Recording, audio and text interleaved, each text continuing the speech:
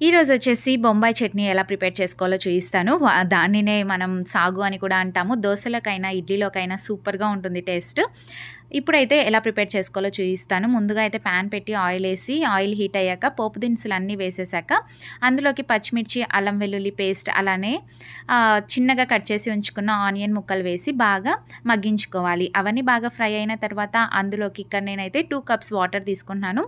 అలానే కొద్దిగా పసుపు, టేస్ట్‌కి సరిపడా సాల్ట్‌ని వేసేసి బాగా మరలించుకోవాలి. అవి మరలేలోపు ఇప్పుడు ఒక కప్‌లో వాటర్‌ని తీసుకొని 2 టేబుల్ స్పూన్స్ దాకా ఇక్కడ శనగపిండిని తీసుకొని ఇలా ఉండలు లేకుండా బాగా చేత్తో కలిపేసుకుంటున్నాను.